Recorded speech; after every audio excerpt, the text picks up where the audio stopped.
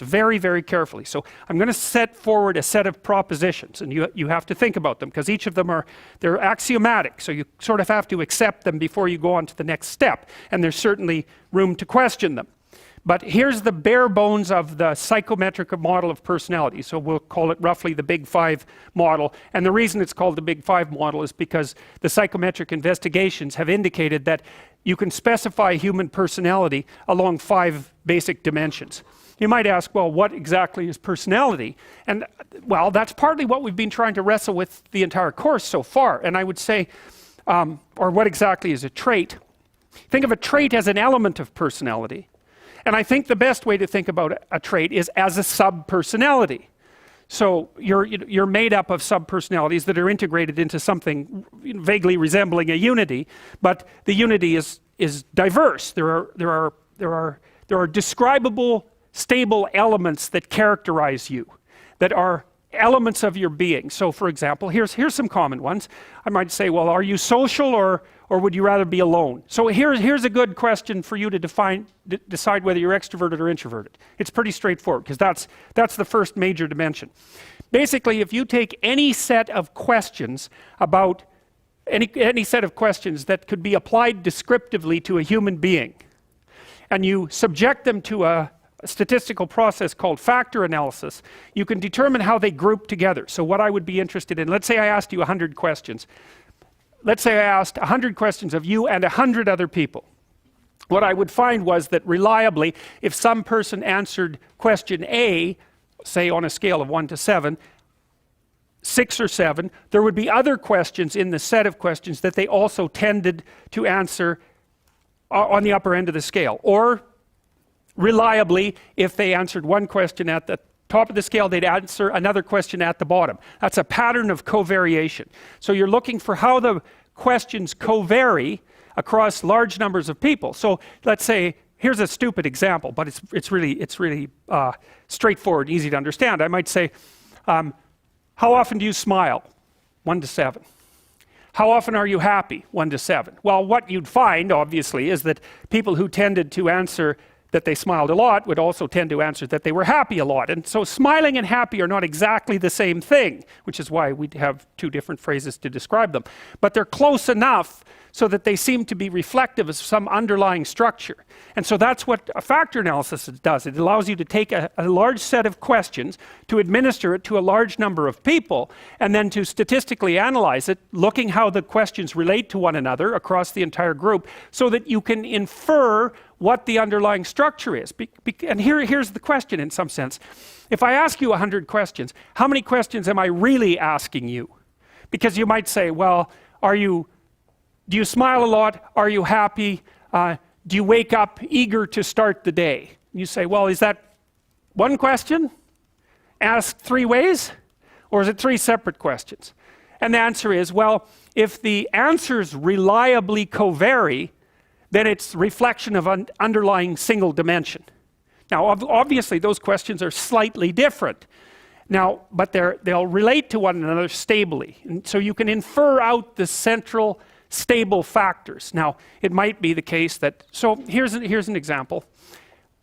Because you might ask, how many stable underlying dimensions are there in any set of questions? If I ask you questions that relate to your capacity to manipulate abstractions, I'll find that there's one factor. So imagine you had an infinite library of problem-solving questions. Doesn't matter what they are. Capital of Georgia. Here's a sequence. 2, 4, 6, 8, 10. What's the next number? Here's 5 patterns. And they transform predictably across the pattern array. Here's 5 alternatives that the next pattern might be. Pick that one. Here's 10 words. Tell me what they mean. Anything like that. Here's a mathematical operation. Compute it. Anything like that. Imagine you had a very large library of questions like that. Okay, an infinite library, and you took random sets of 100 questions from that library, and you gave those sets to 1,000 people. What you'd find was that people who, and the score, say you gave them 100 questions, and then you summed across all the items to see how well they did. what you'd find was that people who did very well on one set of items would do very well on another set of items, and very well on another set of items. And that would be the same for people who did badly. If they did badly on any one of the sets of randomly chosen items of abstraction, they do badly on the rest. That's basically IQ. That's all there is to it. So what IQ does is correct that for age. But other than that, that's all there is to it. And the thing that's interesting about those random sets of abstract problem-solving questions is there's one dimension. That's it. Intelligence has one dimension. And it's one of the most terrifying statistics that are known to social scientists. And IQ is an extraordinarily powerful predictor of long-term success, especially in complex jobs. And the reason for that, it's quite straightforward. Most complex jobs throw random sets of complex problems at you. That's their definition. So for example, if you're working as a lawyer on complex court cases, you have to be able to read very quickly, you have to be able to abstract, you have to be able to problem solve, you have to be able to formulate arguments, and you have to do that repeatedly in different ways across very large spans of time. And so the fact that your ability to solve any set of random problems is a really good predictor of your ability to solve any set of random legal problems, it's more or less self-evident that that would be the case. But the thing is, the thing that makes IQ so damn powerful, and it's one of the personality traits, roughly speaking, the thing that makes IQ so powerful is you can basically get a decent measure of it in 20 minutes. It's very terrifying. Anyways, we'll go into IQ in some depths as we progress through the course. But you get one dimension out of a factor analysis of IQ. Now, in the personality domain, using descriptive items, you don't. You get 5 dimensions. And and what are these dimensions exactly? Well, you could think about them as, I think of them as sub-personalities. But here's some other ways of thinking about them, because we want to flesh this out a little bit.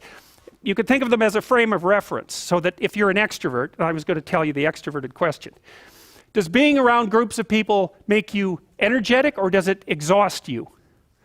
And if you're the sort of person that, you know, will go to a party and interact with 20 people, and then you have to go home and be by yourself for like 2 weeks, then you're introverted. Introverts are exhausted by social interactions. Extroverts are the opposite. They're energized by social interactions. And you know, you might be in the middle, so that you can take it or leave it with regards to social interactions, but you're happy to go to them and you're happy to spend time by yourself. But a real extrovert, there'll be some of you in here, how many of you can't stand spending time alone? Okay, so there's only 2 that will admit it. Extroverts are more likely to admit that sort of thing too, by the way. And how many of you like to spend time alone, or would rather be alone?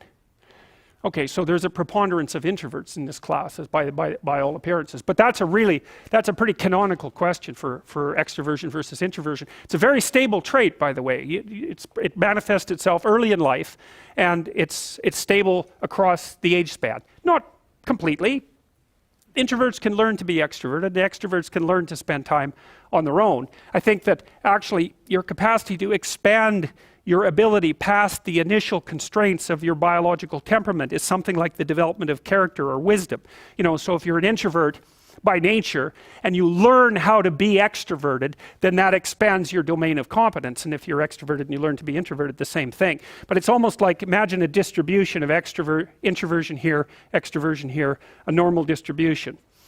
You're set, when you're young, at somewhere along that distribution with some range around it.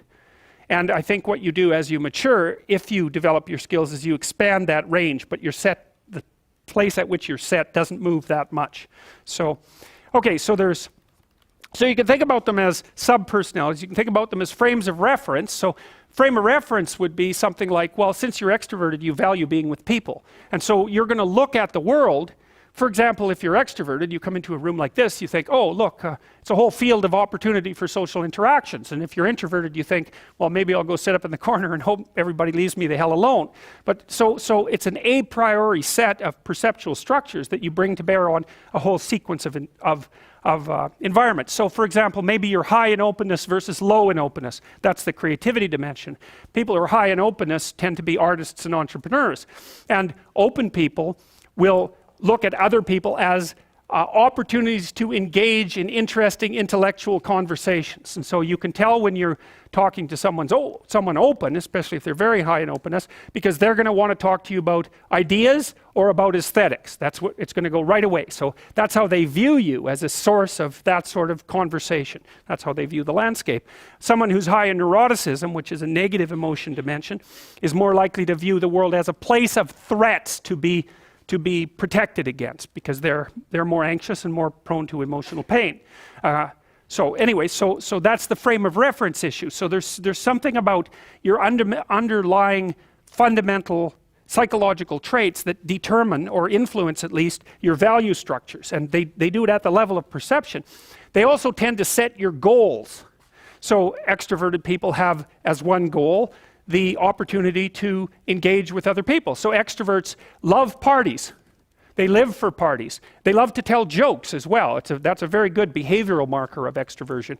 And so because they value those sorts of things, they set them as goals in their life. Or you could say the extroversion operating within them sets them as goals within their life, depending on how deterministic you want to be about it. So their patterns of behavior, that's another, at a micro level. You know, I showed you that sort of hierarchy of value / frames of references that ranged from micro behaviors up to high order abstractions. You can extract out personality by looking at people's micro actions as well. And one of the papers that I want you guys to read that's on the course website has to do with our investigation into behavioral markers of the big 5 traits. Yep.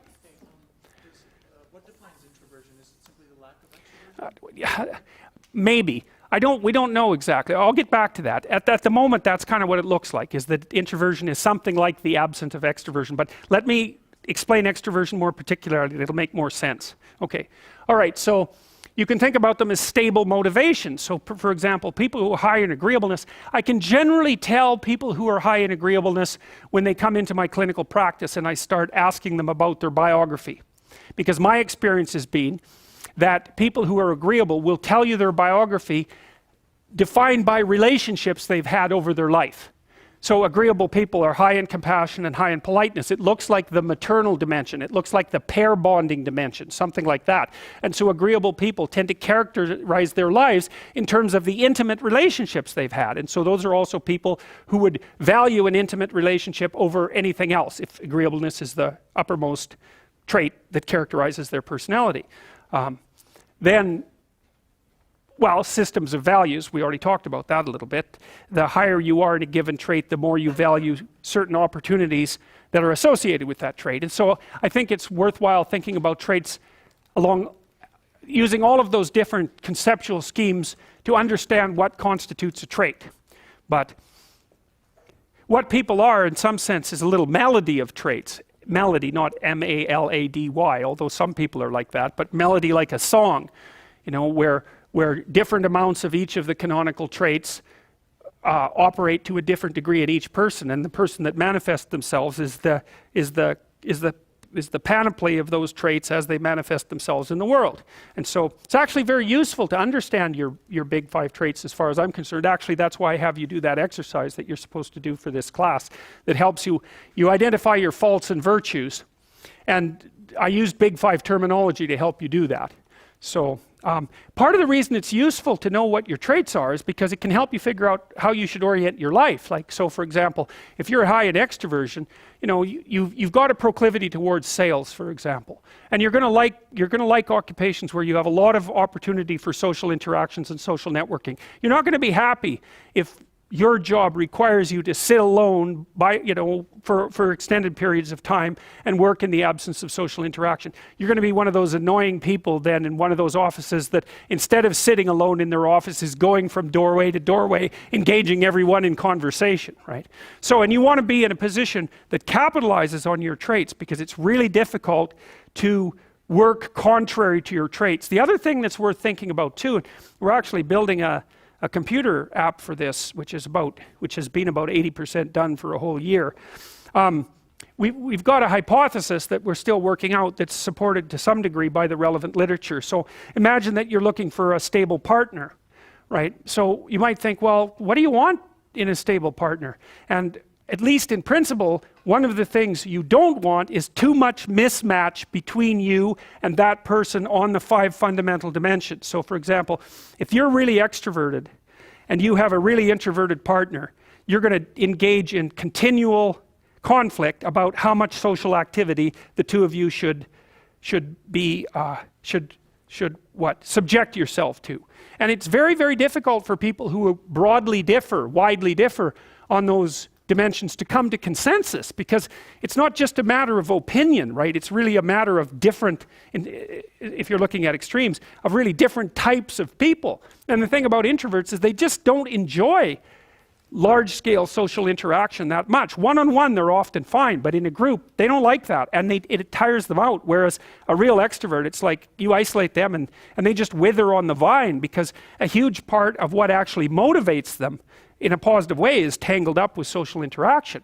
And so if you're an agreeable person and you have a particularly disagreeable partner, you're also going to run into problems, because the agreeable person will say whatever you want whenever, and the disagreeable person will say, well, I'd like to know what the hell you want for a change, and be much more harsh and much more demanding in the situation. And the agreeable person is going to find the disagreeable person harsh and unpleasant, and the disagreeable person is going to find the agreeable person wishy-washy and unable to stand up for themselves. And again, that's actually one of the primary sources of tension between men and women, because women tend to be higher in agreeableness than men. It's about half a standard deviation, which is quite a large difference by psychological standards. And so what that means, I probably haven't got the statistic quite right, but I think I've got it about right. What that means fundamentally, just so you have some sense of how large an effect that is that if you have a group of men and women and you pick out random pairs, the woman is going to be more agreeable than the man 60% of the time. So that's not an overwhelming proportion, but it's reliable, and it's quite large by psychological standards. So there's the problem with agreeableness. With conscientiousness, well, if you're conscientious, you're industrious and orderly. And orderly people seem to be sensitive to disgust, which is something we'll talk about in detail later. We've had a hard time specifying exactly what makes industrious people industrious, because it's hard to come up with an animal model for that sort of thing, and there's no theoretical model. But our latest idea is that, it's not my idea, it's actually the idea of my graduate student, Christine Brophy, is that industrious people find it unpleasant and unsettling to not be doing something. So it isn't so much that industriousness makes them happy or fills them with positive emotion. That would be more extroversion, right? Because extroversion is the positive emotion dimension. It's that industrious people can't stand sitting around doing nothing. And this is speculation, but human beings are obviously always engaged in the exchange of labor, especially the reciprocal exchange of labor. And you can imagine that in a community where everyone knows everyone, the people who work hard are going to be pretty irritated on a fairly chronic basis with the people who are completely unproductive. And my suspicions are that plenty of people who were completely unproductive in the history of the evolution of our species were wiped out by people who were unhappy with their lack of productivity. And so I think, generally speaking, human beings have this sense of ethical obligation with regards to one another to share labor. And people who are conscientious really, really feel that. So they feel bad if they're not busily working on something that's productive all the time. And so the advantage to being with someone conscientious is, well, they're going to work like mad, but the disadvantage is they're going to work like mad. So, if you're looking for a partner that you want to relax with or have fun with, or who isn't uptight, then a conscientious person is probably not a very good choice. On the other hand, if you're a conscientious person and you're living with someone who's really unconscientious, that's good, because they might be able to help you relax, but you're not going to be happy with them because they don't work nearly as hard as you do. But even worse, on the orderly dimension, some of you have had roommates, and maybe you're more orderly than your roommate. What does it mean? It means you're annoyed by mess before they are. And you don't have to be annoyed by mess much before your less orderly roommate for you to be the one that's always running around picking things up. And so actually one of the things that's emerged from the psychometric analysis is that women are slightly more orderly than men. And I suspect that has something to do with the, what would you call it, inequitable distribution of housework. Because even if imagine that your proclivity is to be triggered by disorder 25 seconds before your partner's. Well, you're going to end up, it doesn't take much difference for you to be the one that's always concerned about the mess first. So anyways, and so if you're a really orderly person and you live with a disorderly person, well, good luck getting along with them. They're going to regard you as like uptight and over concerned with details and unwilling to relax, that's for sure. And they're going to regard you as, well, just a bloody mess. And how can anyone possibly live with someone like you? And so another reason why it's useful to understand your personality is because I think it gives you a better crack at finding someone that you can actually live with over the long run. And we don't know what the optimal, I don't think you want to live with someone who's exactly like you, because then both of you have the same strengths and weaknesses. And there's a bit of a problem there, right? Because maybe an agreeable person can use a bit of a disagreeable person around them to balance each other out, and vice versa, right? So we don't understand the optimal balance for long-term thriving in a relationship, but I think we do understand the fact that if you're too different in your traits, that where you're different is going to constitute a chronic source of conflict. So anyway, so you can think about that. So, all right, so how have psychologists studied personality? Well, I'm going to talk most about the statistical psychometric approach to begin with, but there are other approaches that we will talk about as well. So let me give you the background on the self-report methodology first, because it's really formed the backbone of psychological research into personality. So imagine that you took a comprehensive sample of all the descriptive adjectives in the English language.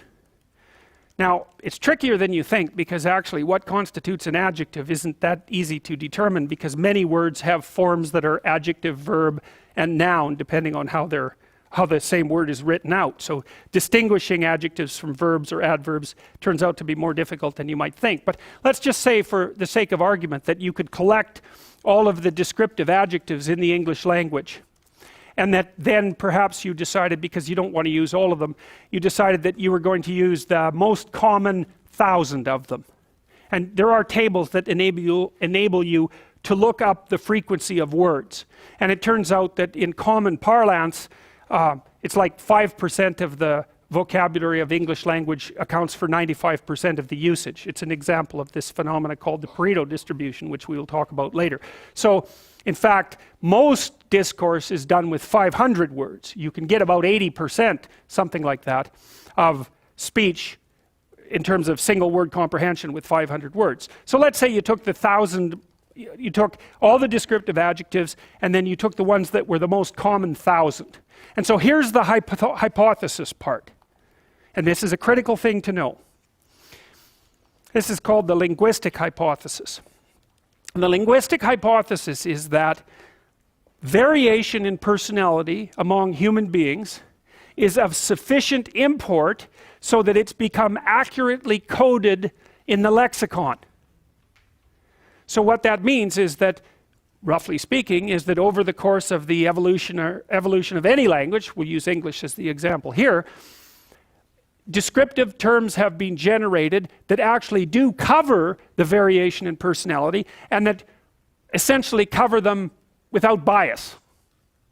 Now, that's a hypothesis. Actually, it's an axiom. It's because the hypothesis is, in some sense, it's not exactly testable.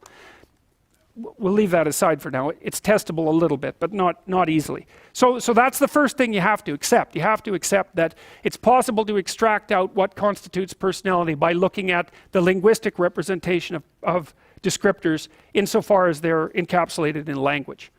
Okay, so when people talk about trait models like the Big Five being comprehensive representations of personality, that isn't exactly what they mean. And you need to know this. What they mean is that it's a comprehensive representation of personality insofar as personality has been encapsulated in language. There may be elements of personality that we haven't been able to talk about, or we don't know how to talk about, that are of crucial importance. And there may not be, but the big five theorists assume that there aren't. All right, so that's a limitation of the theory. But if you accept that, then you say, well, the first thing you want to do is take a relatively random cross-section of the descriptive terms, because then you don't introduce bias into the initial stages of the inquiry. So, Matt, I'll tell you something that we did recently, and you can tell me what you think about it. It's analogous. We were trying to study political correctness. And so the first thing we were trying to figure out was, is there even such a thing? Because if you look at the political dialogue, what you find is that people on the side of the political spectrum who have been defined as politically correct tend to say that it doesn't exist, and that category is just a pejorative term that was invented by people who hold alternative political opinions. And so the first question is, well, what do you mean does it exist? What do you mean by exist? How do you tell if a psychological concept is real? Like, is anger something that exists objectively? Is it an objective phenomena?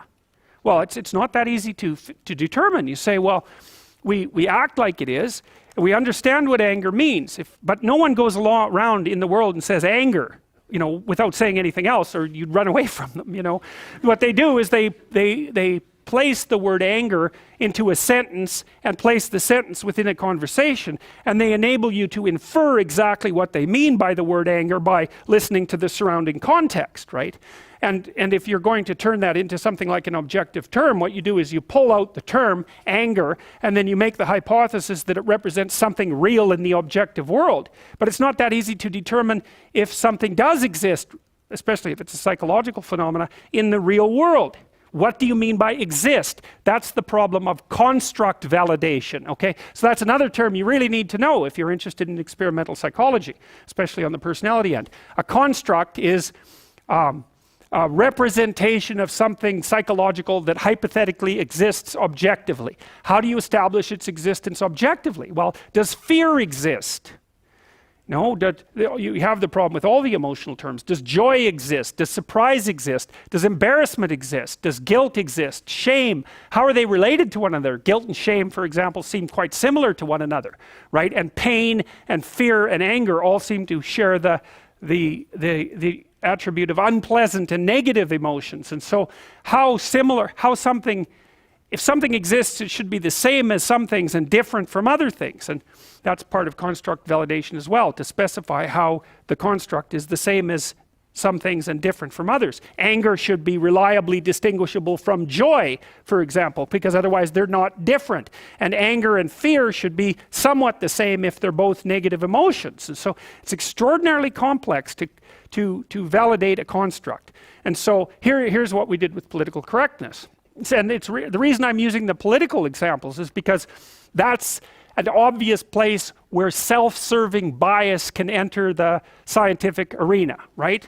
So if I wanted to make a point about political correctness, or if I wanted to make a point about right-wing fascism, I could build my biases into the measurement instruments accidentally, and then they would produce as output what I put into them as input. And I want to protect myself against that if I actually want to do the scientific investigation properly. So what we did when we started to construct our measures of political correctness was employ a number of people to go through as many news sources as they could get their hands on to identify any attitude or behavior, roughly that had been described by anyone at all as potentially politically correct. So it was kind of agnostic. And we were trying to do it as randomly as possible, to get as many news sources as we possibly could, so that we were sampling across the environment without bias. Okay, so then we came up with, I don't remember how many, couple hundred, maybe more, couple hundred items that were roughly indicative of what you might describe as political correctness. But that's not good enough, right? Because just because you have this random assemblage of items doesn't indicate at all that they're all measuring something that was similar.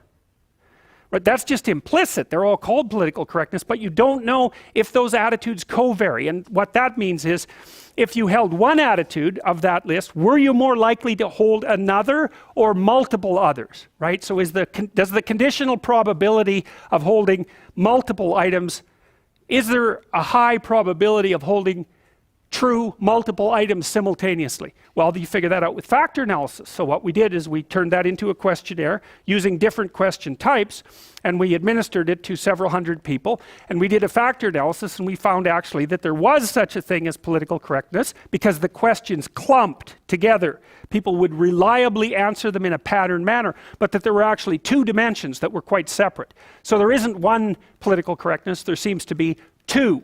And then we looked at the personality predictors and the IQ predictors and a variety of other predictors that would enable us to come to some understanding of the temperamental proclivity towards those political attitudes, if any. We knew already that political conservatives tended to be low in trait openness, that's the creativity dimension, and high in trait conscientiousness. Whereas political liberals tended to be high in trait openness and low in conscientiousness. And so one of the things that's extraordinarily interesting to know from a Big Five perspective is that your political proclivities are very powerfully influenced by your temperament. And so one of the things you can think about with regards to ongoing political discussions in the real world is that those discussions are actually attempts by people of different temperaments, one, to impose their temperamental viewpoints on the world, and two, to engage in a dialogue with people who are actually quite different than they are. So like conscientious people, like they value hard work, rules, order, reliability, integrity, and structure. And so they're dutiful. We analyzed what predicted military performance, for example, in the US Army. Overwhelmingly conscientiousness. It's not surprising, right? Because it's a very structured, rule-ordered, top-down, follow procedure sort of endeavor. Now the armed forces had problems with that to some degree because they were also simultaneously looking for people who could think independently on their feet, because if you're in a battlefield, for example, especially if you're isolated from your command structure, there's going to be times when you have to make extraordinarily difficult decisions on your own. But if you're selected primarily for conscientiousness, that's not going to be your forte, because if you're a conscientious person, what happens is that you enter into a contract with someone, even yourself, and then you carry it out. So now we've also spent a lot of time selecting entrepreneurs. I work with this company in California that has started schools for entrepreneurs in 160 different countries all over the world. The guy who started this, whose name is Hideo Resi, he's an absolute monster. The guy started, he started all those schools in 5 years, 165 schools in all across the world, 8 different languages. And we've been screening people for entrepreneurial ability. And if you're going to be an entrepreneur, you almost have the opposite profile as a soldier.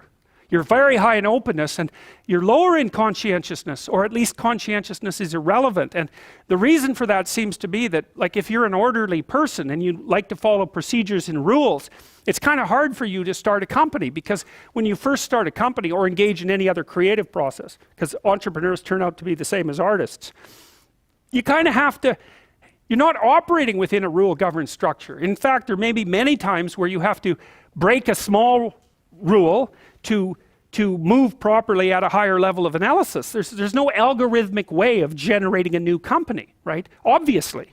And so it's people who are very high in openness who happen to be good entrepreneurs. And so this is something I thought was extraordinarily cool, because we'd also already known what predicts managerial, administrative, and academic ability. And IQ is crucial for any complex job, so we'll just leave that behind. But what predicts academic ability, for example, at the University of Toronto, is intelligence, obviously, but also conscientiousness.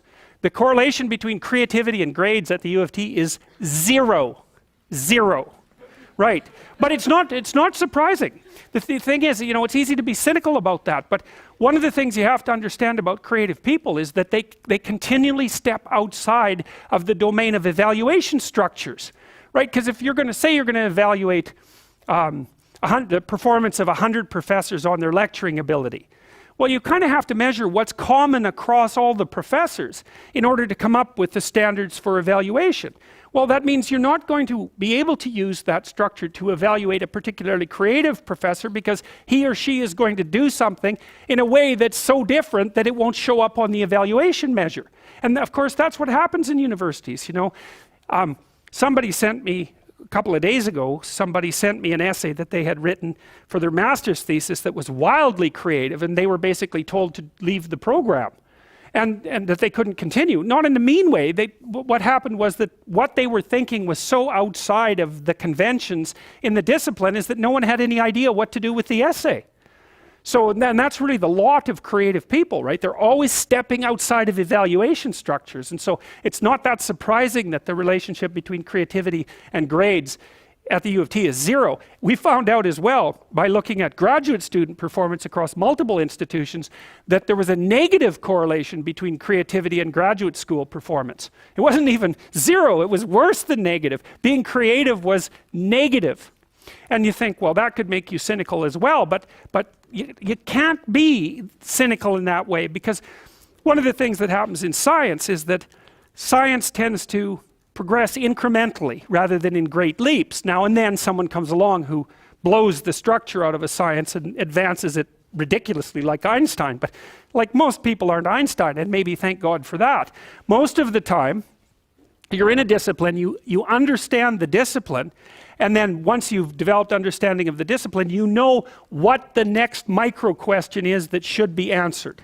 And part of the reason that science is so powerful is because it allows people who aren't genius level creatives to make real advances in the generation of knowledge, one tiny micro step at a time. It doesn't matter if there's 100,000 people doing it and each of them is making a micro step, man. We're zipping along as fast as we possibly want to zip along. And so it turns out to be conscientiousness that's the excellent predictor of graduate student performance. That's the best predictor for law. It's the best predictor for managerial positions. It's the best predictor for administrative positions. Anything that has a structure of rules that needs to be applied, conscientiousness is a great predictor. So, but it's not good for predicting artistic ability or entrepreneurial ability. And that's also really important, because one of the things, this is partly why bureaucracies stultify, right? Because what happens is as they develop, they get chock full of conscientious people, with a few psychopaths thrown in there just for good measure.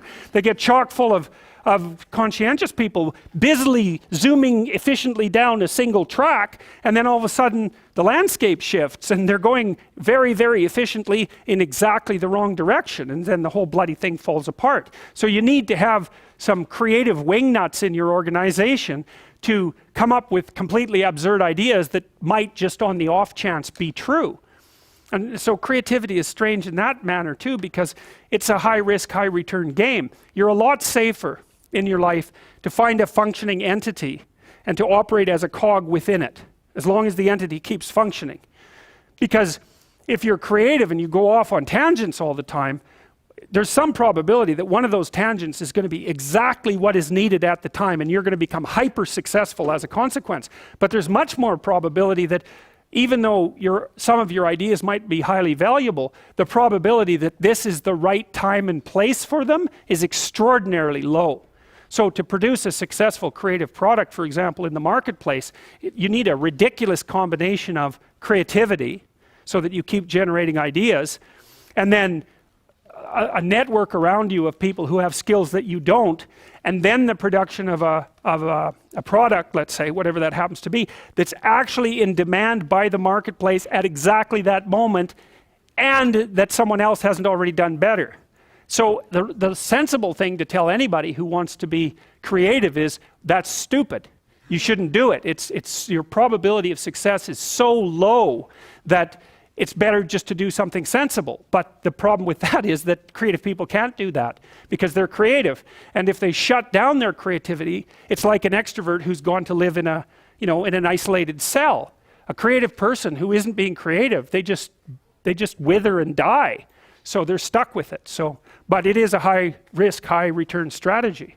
So probably better if you want to be creative, or if you are, and you should take this advice to heart, because I've been watching people for a long time.